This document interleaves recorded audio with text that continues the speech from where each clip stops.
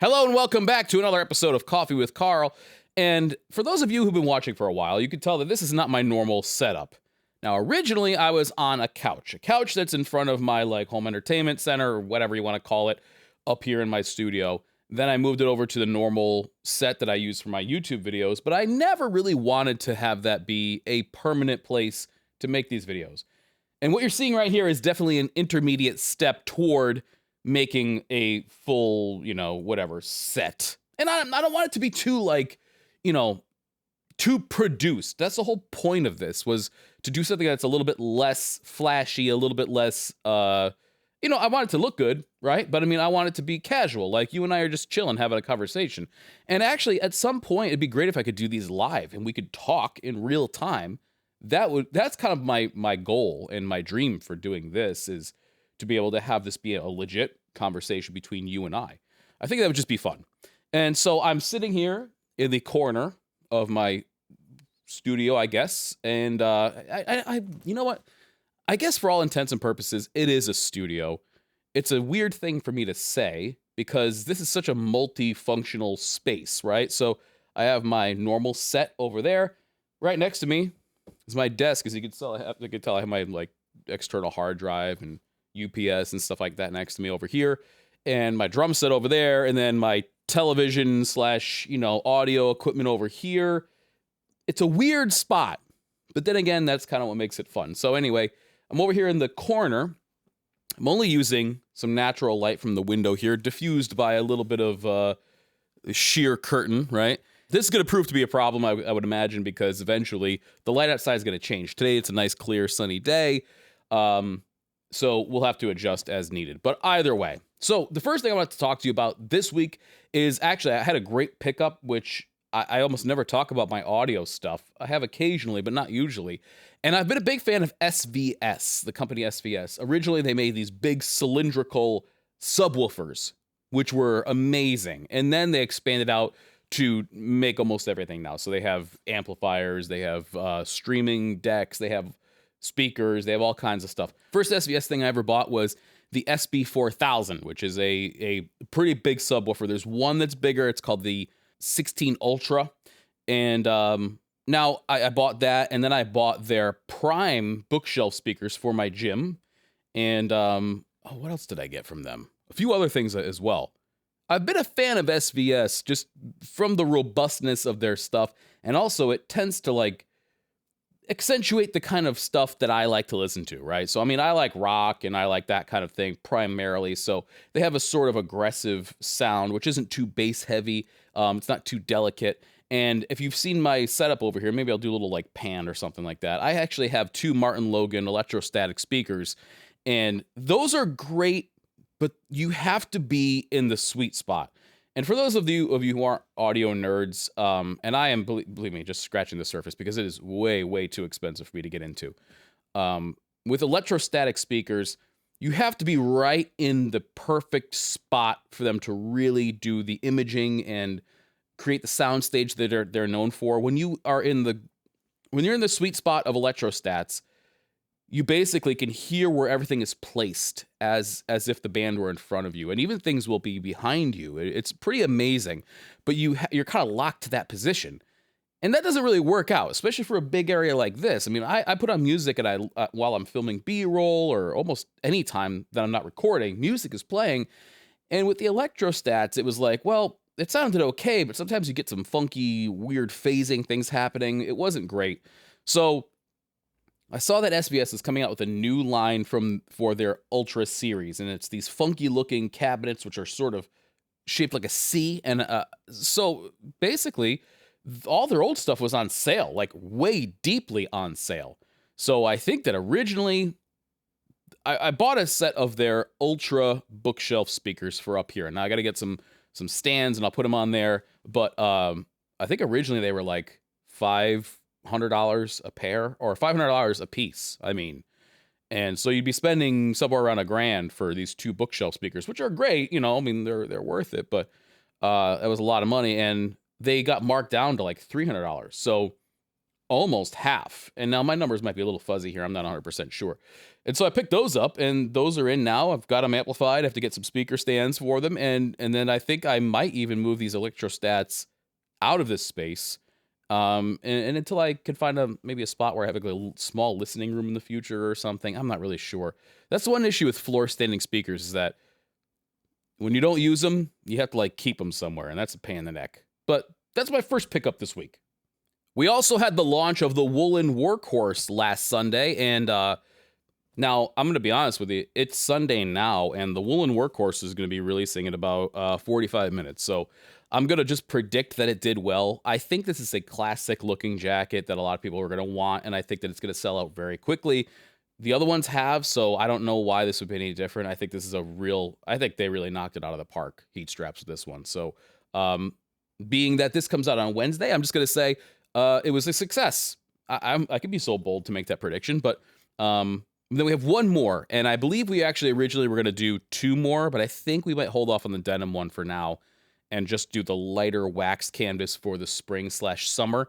And then that's going to be it. We'll shut it down for until next fall. But the Woolen Workhorse, dare I say, is my favorite of the bunch. I've been wearing it basically all the time, nonstop, and it's very easy to wear. It moves with you. It's warm, but it's not too warm. I mean, I just went over all that stuff in the video, but really great jacket. So hopefully that one did as well as I think it will.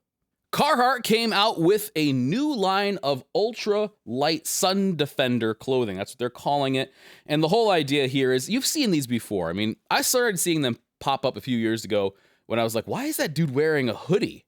And what it is a sun shirt, super light, thin material with ultraviolet light protection. I think there's even like, there's a couple different ways they measure it, not just UV light, but I think SPF and other ways to measure how effective they are at rejecting the sun rays that can be so damaging.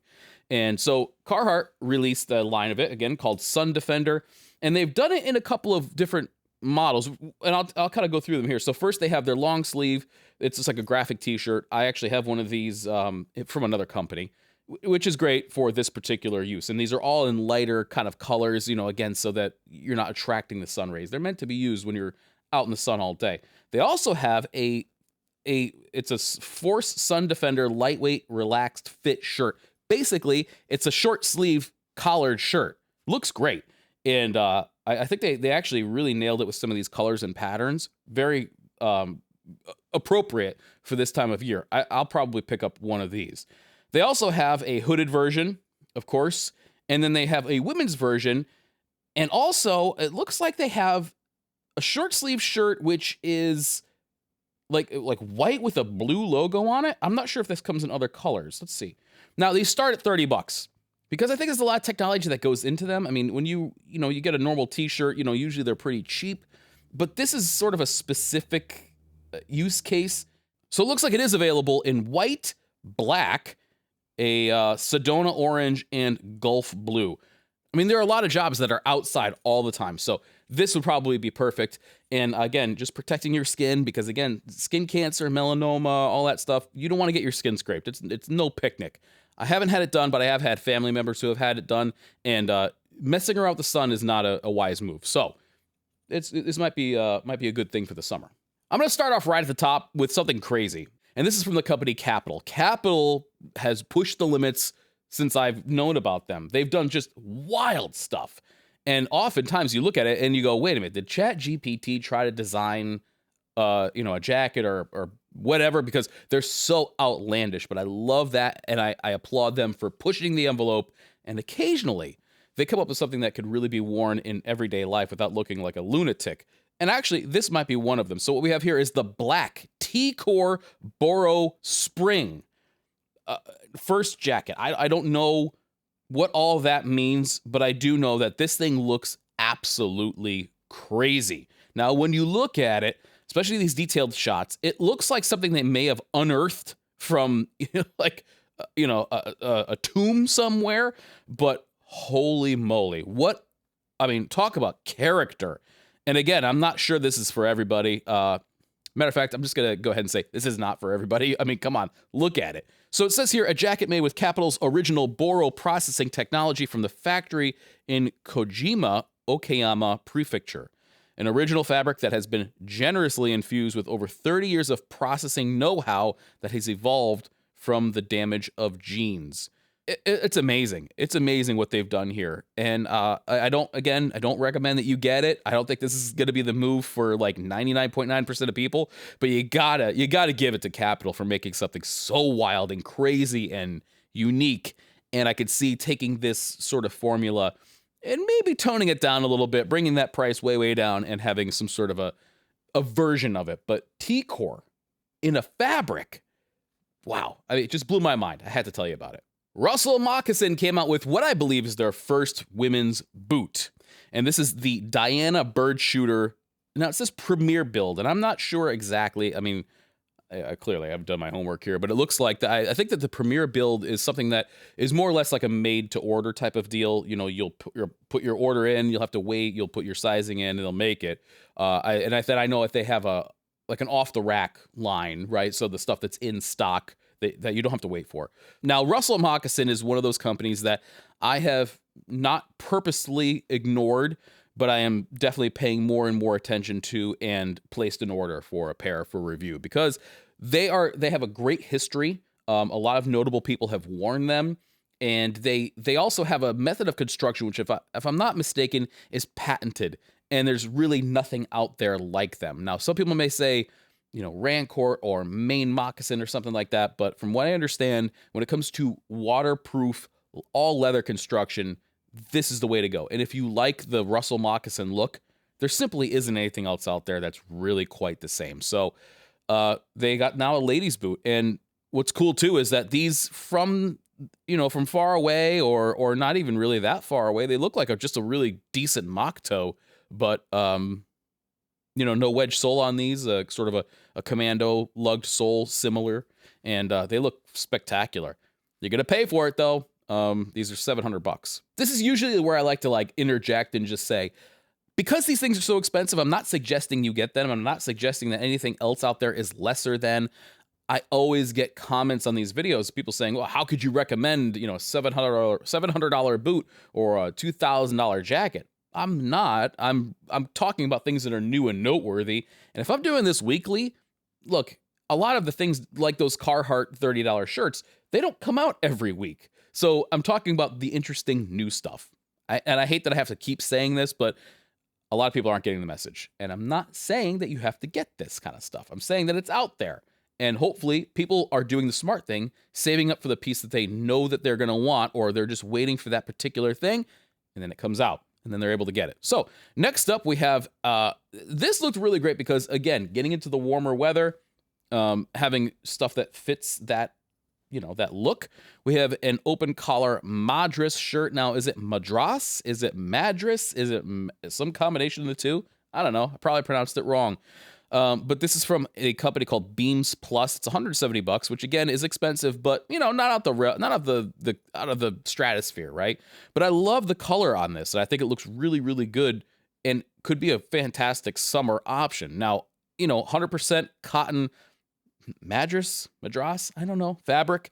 It looks, it just looks really, really good. Made in Japan, and I've never actually heard of this company before, but just looking at the construction here and the different details, the way they've done a few things here, it looks very, very good. And I think, again, that price is pretty high, but not out of the realm for something that you're going to have for a while, right? I mean, you're going to buy, you're going to take care of it. If you're going to own fewer, better things, this isn't too bad. So, I mean, it's still a $200 shirt, right? But you know what I'm saying. The company Tactile Craftworks has come out with an interesting line of leather products. And the one I've picked here is the journal, but they have a couple of other things as well. We'll talk about those in a second. For $124, they actually have not a topographical map, but what would you call it when you just kind of show the streets and everything like that? Map, which is, I forgot how they actually put these on there. And I believe it is lasers, but it's basically embroidered into the leather. And it looks really, really, really good. I mean, it's just interesting and it's different. And in a sea of, I have two of them right here. You know what I mean? In a sea of leather notebooks, which are interesting and different. This one's from Colonel Littleton. This one here's from Satchel and Page. You know, when you see something that's just a little bit different like this, it makes me take pause. And I thought that, again, $124, you know, it's within gift giving realm, right? And this journal especially looks pretty good. I like the fact that they put a pencil or pen holder in there as well.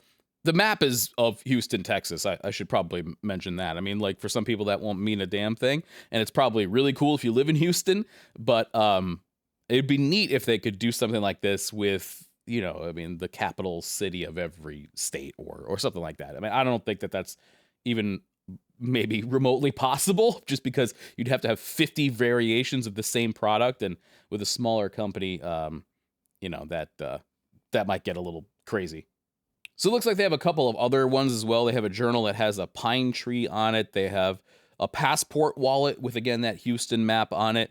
And it looks like they also have a flask with the same kind of thing. So, you know, this is a company I haven't heard of before, but I applaud they're doing something a little bit different. I like this a lot. I think it just looks cool. It also gives it, from a distance, sort of an aged look. You know, it looks like, you know, all those intricate lines and stuff like that make it look like it's almost worn and stuff. So it has a really unique look to it that I think is pretty awesome. So I have a weird pick for you, and this doesn't happen every week, but occasionally I'll see something that is just so outlandish that I'm like, all right, well, we got to talk about it.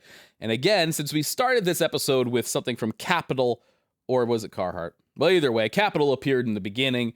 We're going to end it with the same thing. So Kapital has something, and this is what I'm talking about when I say they have some wild stuff. This is the craziest thing I've seen in a long time. This is their spring wool surge cutout elbow W jacket. I mean, all these weird little things that they have. I don't know if it's just lost in translation or what, but basically what we have here, it looks like a suit jacket, a peak lapelled double-breasted suit jacket, right? So extremely formal as far as the options and layout, with the elbows cut out of it. So, ostensibly, it will help with articulation of your elbows, which is always important when you're wearing a suit jacket. Yeah, man, I gotta tell you, this is a bridge too far. I mean, the other one, if somebody had given me that other jacket, the T-Core one, I would probably wear it, right? This one, if somebody gave it to me, I would not wear it. It is just like, what are you doing? I mean, you know, they cut the elbows out of it. They just made a slash. And now I'm sure that this is like a designy thing. Like maybe they saw the silhouette and wanted to do something interesting and cool. All right. But yeah, no, not for me, man. Not for me, especially for $1,400. I mean, for $1,400, you could have a suit jacket made to your body, which will actually be appropriate to wear to places like weddings and formal events. This, on the other hand, is way out there. But again, I applaud their bravery and their ability to push things further than anybody else ever does. So thank you for joining me on this, which I believe is the 22nd episode of Coffee with Carl. It's evolved a bit. Now I'm in the corner. I don't think that this is exactly going to be the layout. I mean, I got to do something, right? Like, I got a bare section of wall over here. I guess I probably have to put a light back there, maybe to get some sort of a rim light. This always changing, you know, the outside light, depending on if a cloud is going overhead or not, probably isn't the best look. But then again, keeping in the spirit of maintaining a casual kind of atmosphere, maybe this is the way it's going to be, and I got to figure it out. I mean, it takes me a while to really settle on a set. Heck, I've only had that one for a year, and I've been doing this for 8. So it took me 7 years to figure out that set, and it might take me another 7 to figure this one out. But I hope that you tune in for the, you know, the kind of virtual friendship that we have. You know, I really enjoy it, and I love seeing the comments, and I love talking to you guys there, and it's just been a lot of fun. So thank you for being here through the thick and thin, the good, the bad, the new and not quite developed. You know, it means a lot. So anyway, guys, have a fantastic week. I will talk to you very soon.